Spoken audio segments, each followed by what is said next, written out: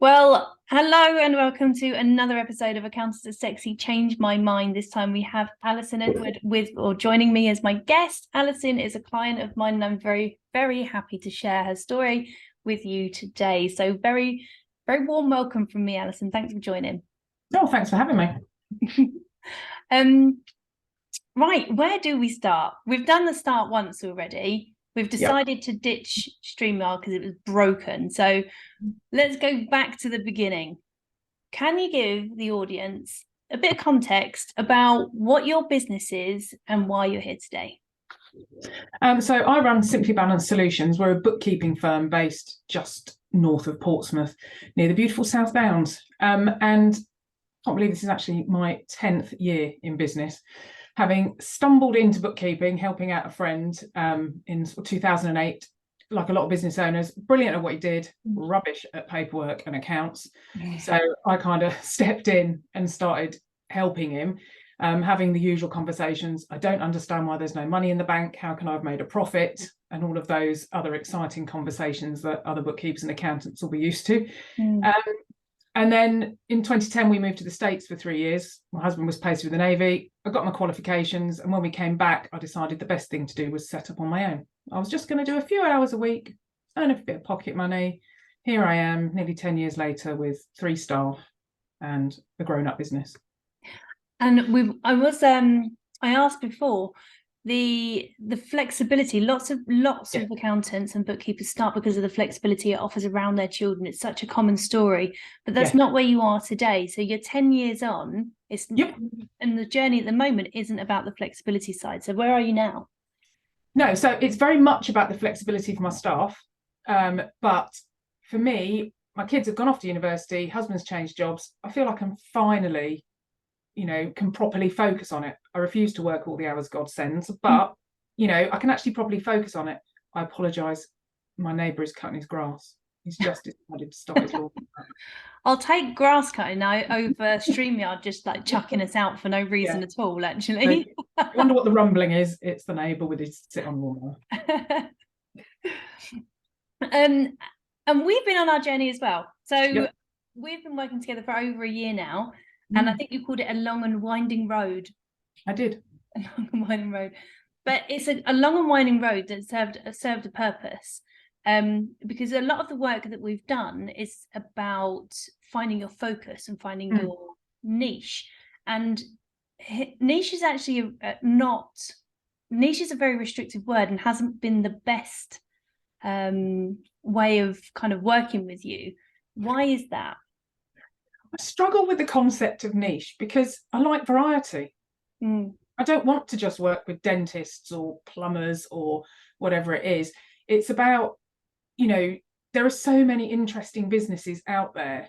And I think sometimes they maybe, see other firms niching and think, well, where do I fit? So, there's that, just as you can say to people, oh, niche, because then you attract your ideal client. There's lots of these little businesses out there that I think COVID and lockdown sprung up. I think the recession might be another one where people are starting to look for innovative ways of doing things, or a side hustle or whatever. And actually they then wonder where they fit. Yeah. Who can work with me? I think one of your favorite clients, and we kind of reference this person, is an organ tuner. Yep. Where the hell do they fit in niching? That is just not an obvious niche. We can categorize them and we can put them into different segments because of the different stuff that requirements that they have, but it just wouldn't be a natural niche. You can, they're not musical people, they're like, where would they fit?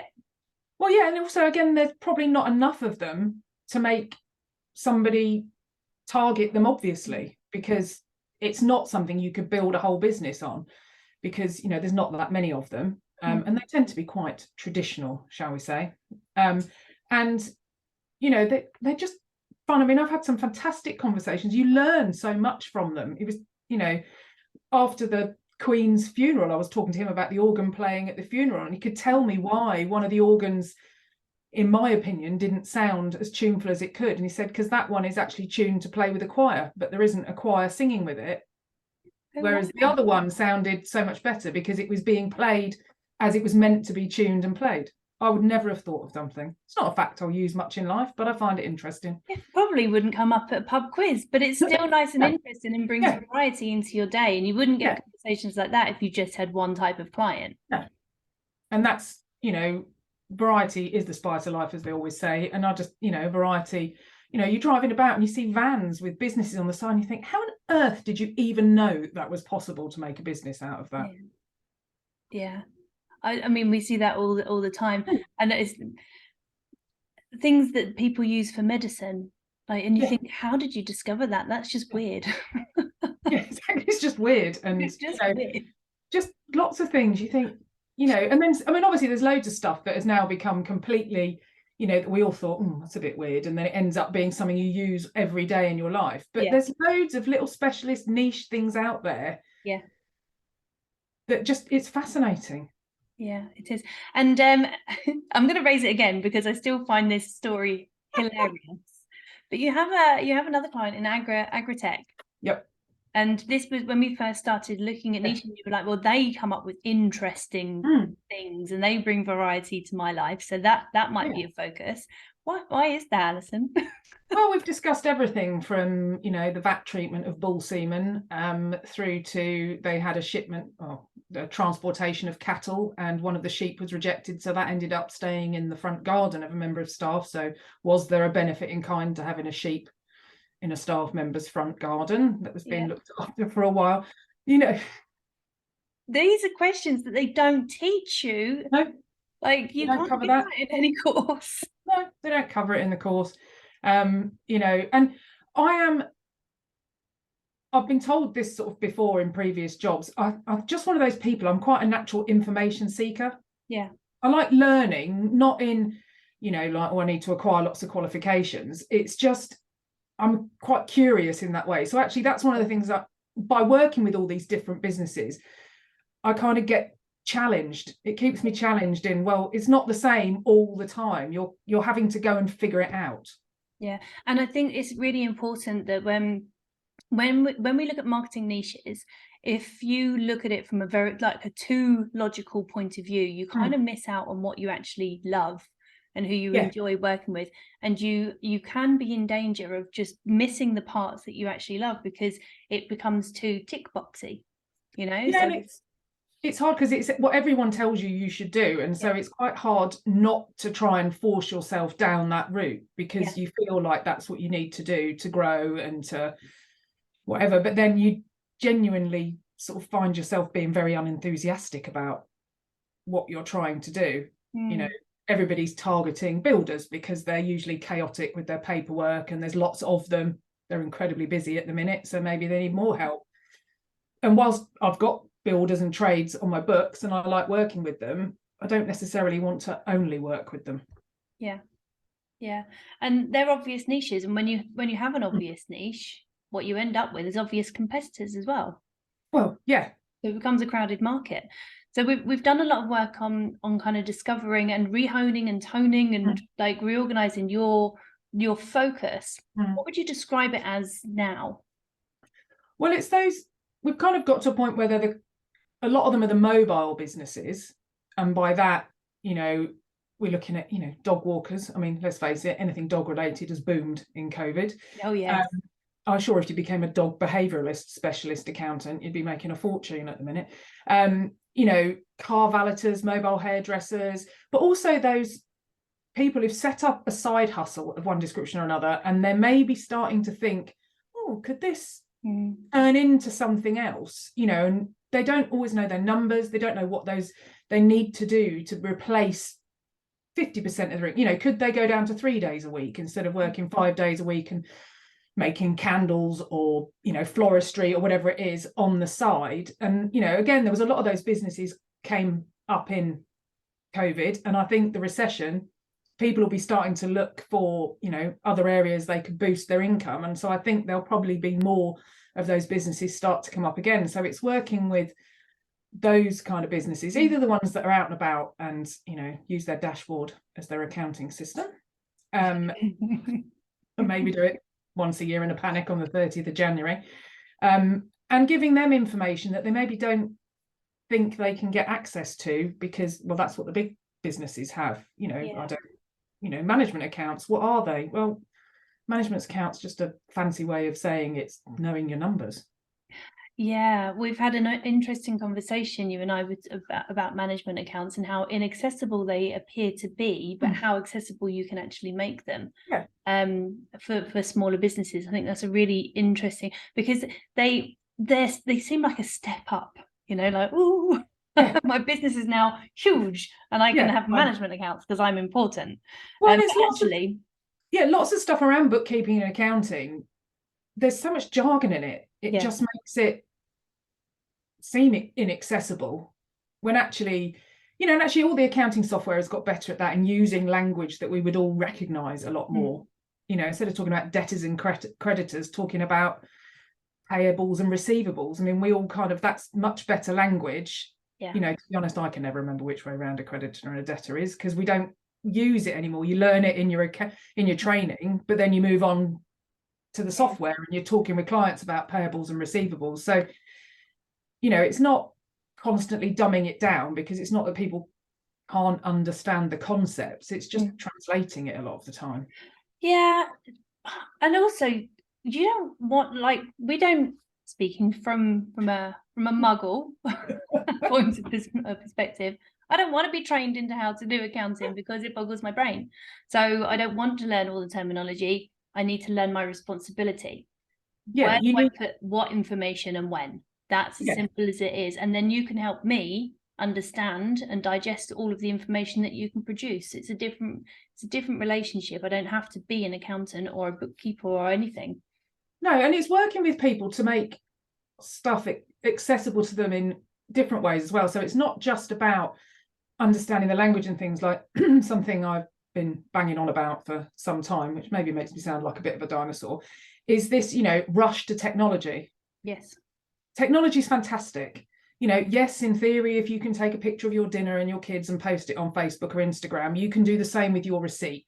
But the reality is, you're busy, you've come out of the garage, you've paid for your petrol and your donut, and you get in the car, you're thinking about where you're going next, what the next thing is, and you just chuck it on the floor, or you put it in your wallet or wherever. And so, I think there's a lot of people who maybe feel excluded because, as easy as it is, they don't want to do that. They're not interested. They want to turn up with a carrier bag of receipts and give it to somebody to make it go away. And we work with people to do that. They don't have to do that bit if they don't want to. I mean, we're pushing for it, but technology is awesome if it's used properly.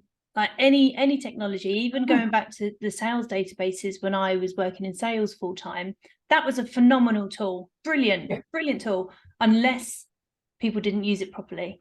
And then it became a useless tool, and it was just really hard work to keep it updated and keep it clean. So I think there has to be a balance with your clients, which is why you are, of course, Simply Balanced. But there has to be a balance and understanding where they are and what support they need right now, even if they're going to transition into technology or not. But where are you meeting them right this minute? What problems are they facing? Well, I mean, everything is time, isn't it? And I think the trouble particularly with sole traders is, if they're not VAT registered, there are no deadlines other than the 31st of January. So at the moment, I mean, it was going to change, and then it will change, but not for a while yet. But it is that thing about, because there is no deadline, it's much, other than that one, it's much easier to ignore. Whereas if you're on VAT or something, you're having to do it quarterly anyway. I mean, it's still a panic every 3 months for some of them, even though it, I don't know why it's a surprise, but it is. Yeah. Hello, it's 3 months again. I'm sure I've only just done my VAT return. Yes, that was 3 months ago. Yeah, that's how it feels to me. I'm like, I just blink and 3 months has gone past.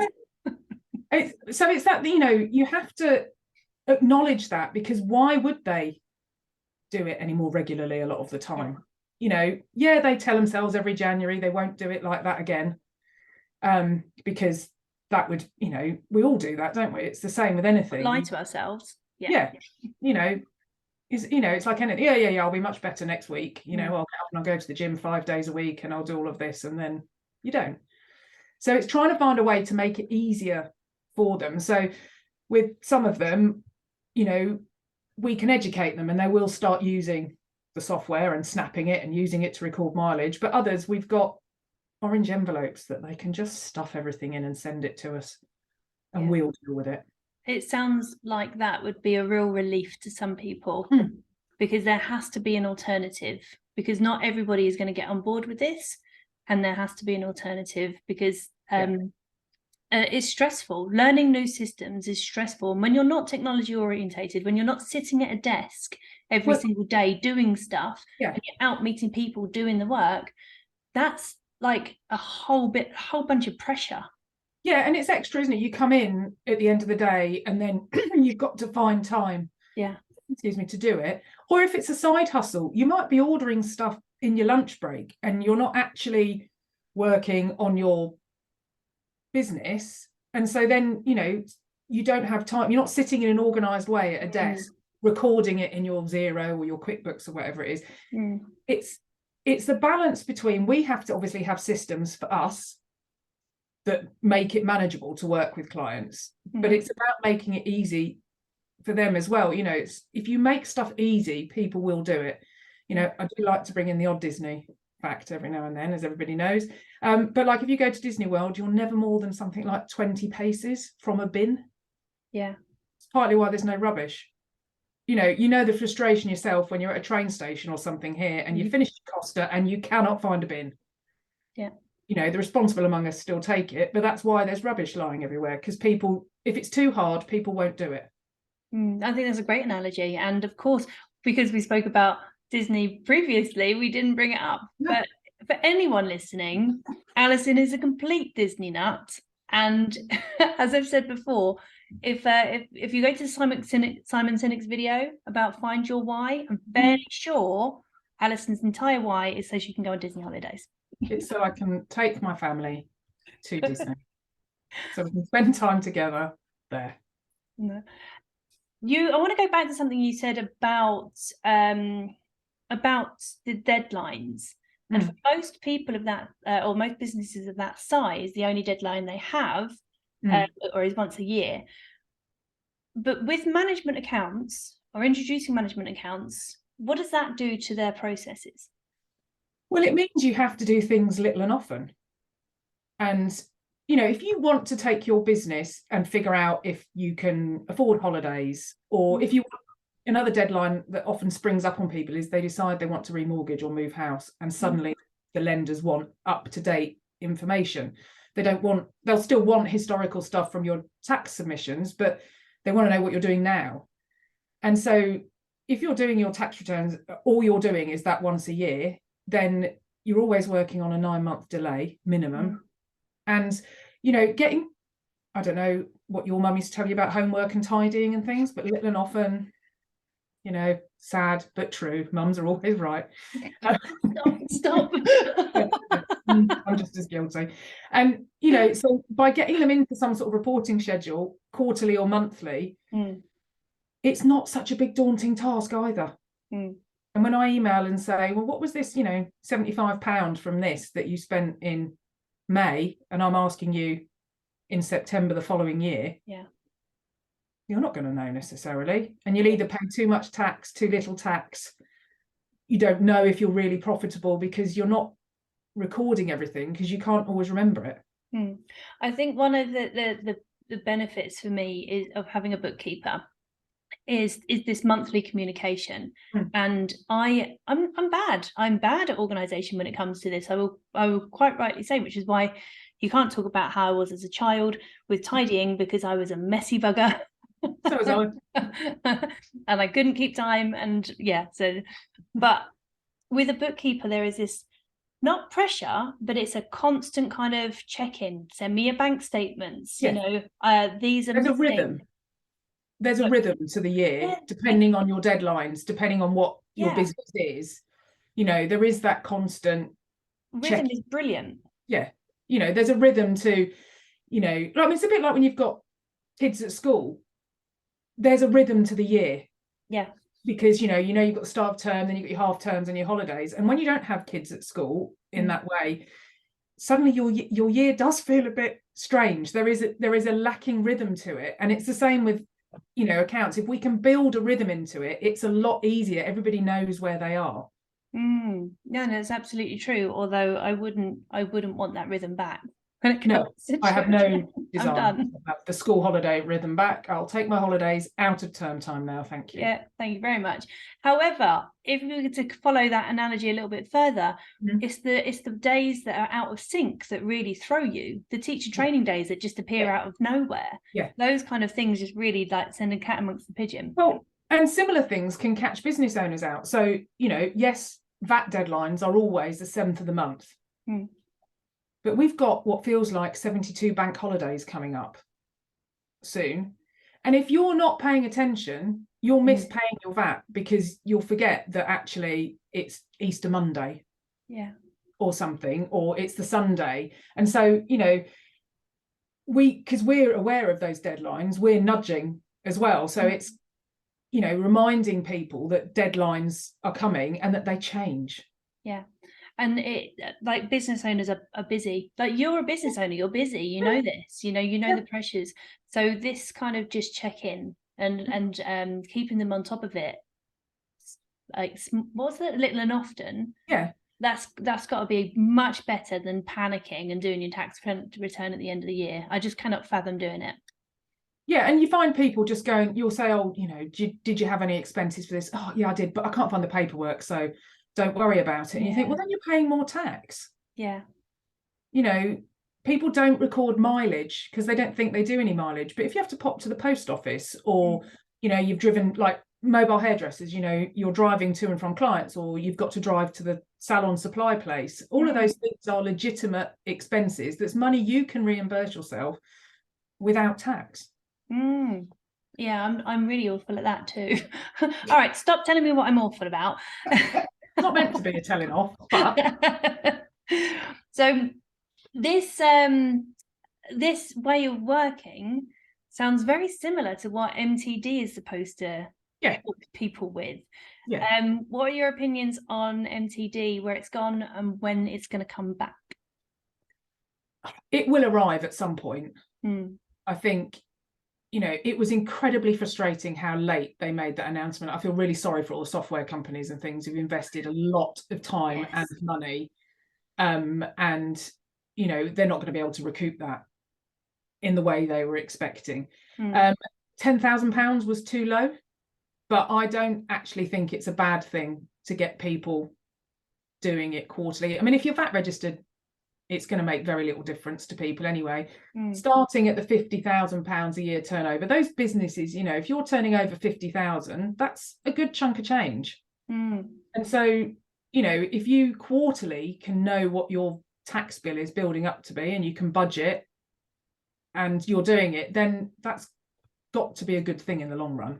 Yeah, I can't see why it wouldn't be a good thing. I do understand people's points of view when they're saying it's a forced change, but there's not enough information. People didn't know about it. So it's all of the accountants and bookkeepers that have to say, this is coming. And the business owner's like, what are you talking about? Yeah, it feels like we're just trying to force something on them. To, well, we're going to charge you extra because we're going to have to do it 6 returns a year instead of 1. And they'll be like, oh, it seems like a money-making exercise for you. Why would I do it? Yeah, because you have to. Yeah. So, I mean, the really small landlords that were going to be caught at £10,000 a year, I mean, they're lucky if they've got 3 transactions a month. I mean, it just seems excessive for those. So I think, raising the threshold, so, we've got £50,000 in 26, the year after is 30. So we'll see if they decide to lower it. Yeah. When is it due to come back into play?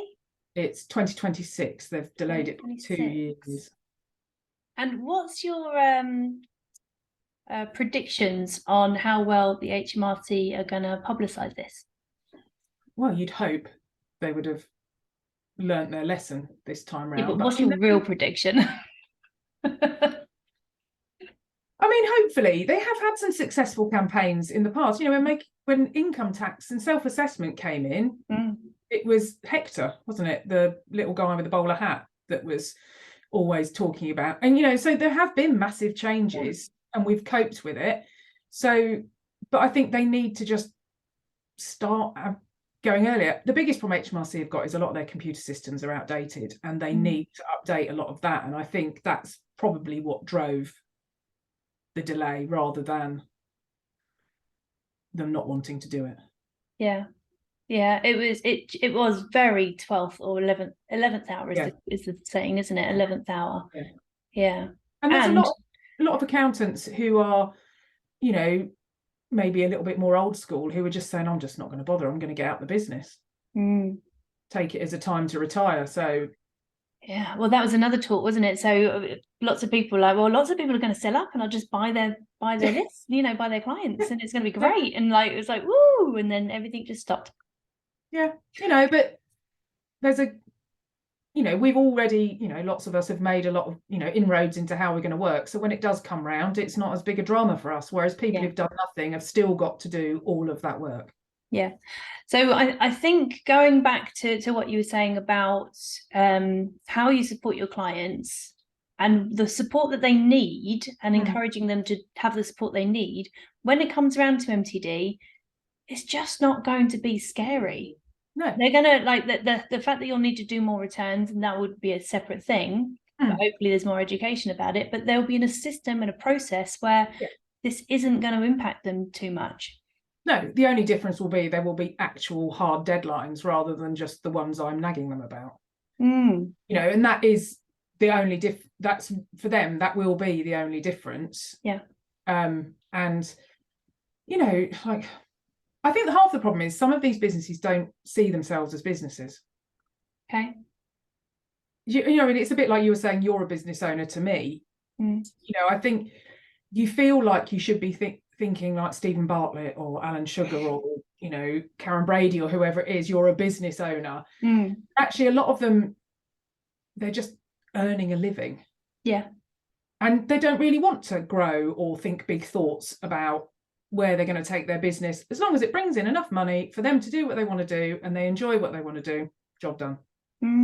They just want to make it as easy as possible. And I think that's a generational thing as well. I think we're seeing a whole change in the way that people approach their lives. I was listening to, funnily enough, Stephen Bartlett, and a podcast with Simon Sinek, and they were saying about the quiet quitting. You know, so and they were saying that that generation who just simply won't tolerate crap, they won't tolerate a bad environment, they're just quitting, and they are aimed, and the whole kind of ethos is aimed at, how much can I get out of life? How much can I enjoy my life? What do I really want to do? Because we've always been banging on, us older people have been banging on, do what you love, find what you love, you know, so, and they've actually taken that and ran with it. So now they won't put up with it. They'll find these jobs, they'll have enough money, they'll travel the world, all of these experiences. And those people are just, they start up every day, every second of every day, there's something starting.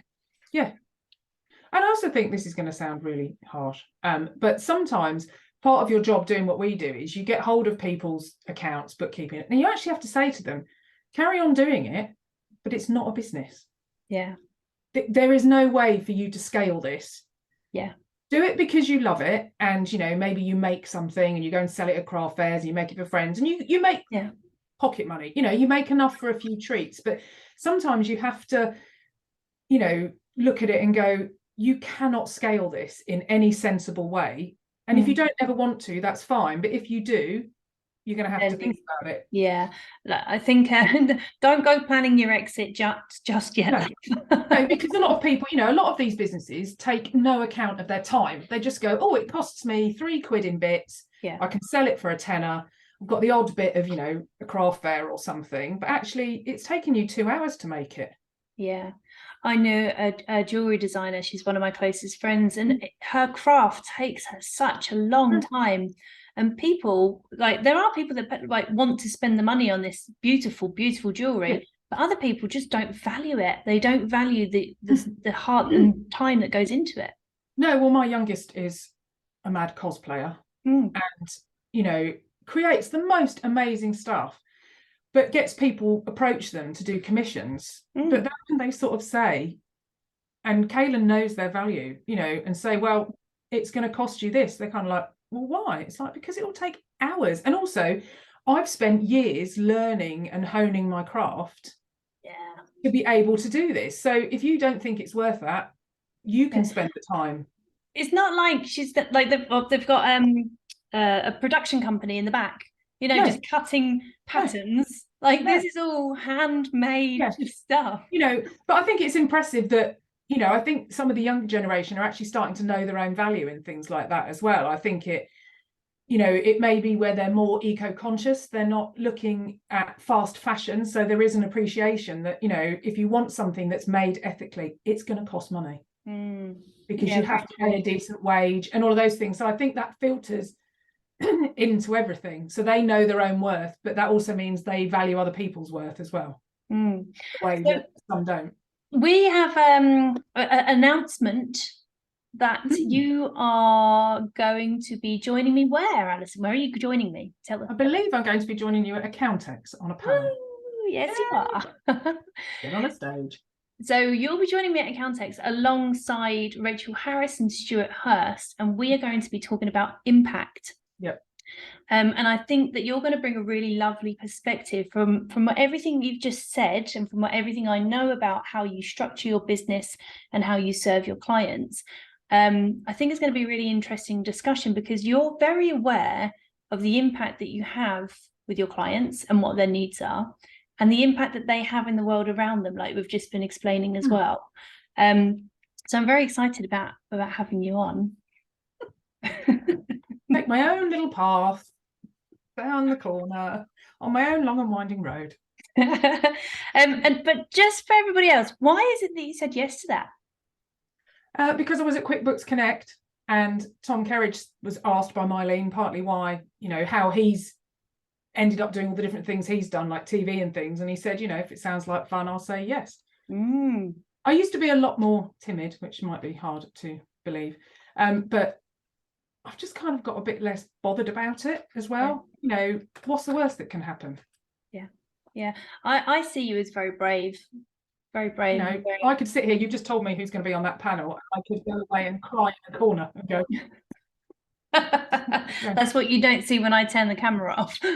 Yeah, I could go and cry in the corner and go, oh my God, what am I going to say that's of any use compared to those people? But we're all different. And actually, that's one of the beauties about doing what I do, and the same for you. You can niche.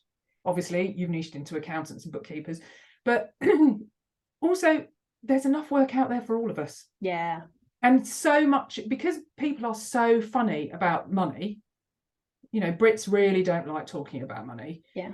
But it's a very personal thing. So you've got to find the right person to work with. I mean, I was laughing, my apprentice, one of the things she had to do at apprentice school was write a little essay on what you should wear when you're going to be an accountant or a bookkeeper. And apparently on what you should wear. Yeah, apparently it was a suit and things you should wear to go into the office. And she's like, I didn't really feel I could write that we're all in hoodies and jeans. I would have. Yeah, I think they just need to update the apprenticeship training. But some people want that slightly, more established, older fashioned, because they feel it gives credibility. But others don't want that. They want someone who's on TikTok or, just speaks their language, turns up looking a bit like them, or have a bit of a swear with them, whatever it is. There's enough out there. It's personality driven, a lot of it. Yeah, I think that's the key, really. You cannot differentiate on accounts. I've lost track of how much I've said that. Bookkeeping, accounts, it's the same service. You can tweak it and you can do it differently. You can help people, but people will buy from you because they like you. There is too much choice out there. Yeah. For them not to need. It's a need now to get to know who they're working with. Yeah. So you might as well just be you, and then they don't want to come and work with you. Then that's their lot. They don't want Disney planning trips thrown in with their accounts. That's their problem. Absolutely. And talking of swearing, what's your tagline? It's accounts you can swear by, not at. Love it. Yeah. So one last question. It's going to be tweaked, because you're not an accountant, you're a bookkeeper. I am. So what is the sexiest thing about bookkeepers? I think it's that nobody will ever care about your business as much as you do. Like, that's the reality. It's your baby. It's like your kids. No one will ever love them the way you do.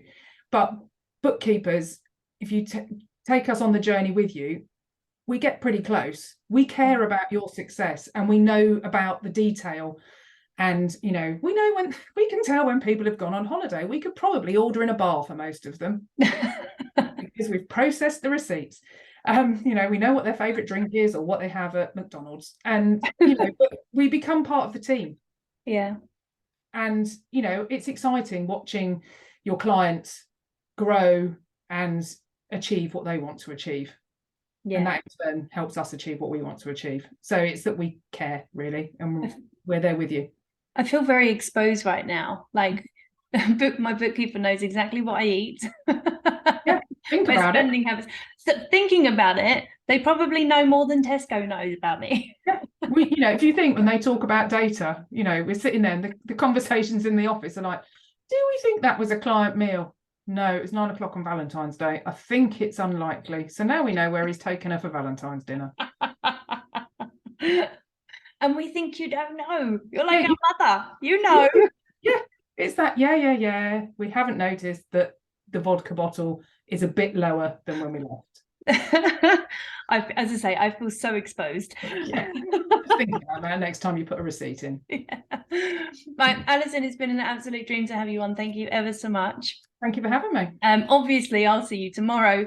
Yes. But for everybody else, I hope that you can make it to come and see us at Accountex. I can't remember which day it's on. In fact, I don't even think I can disclose that information right now because the program's not out. As long as you tell me the day before, so I know where to be when, we're all good. It's a fair point. It is a fair point. But everybody else, make sure you check out the program for Accountex. Come and find us. Come and say hello. And thank you very much for joining me again. Pleasure.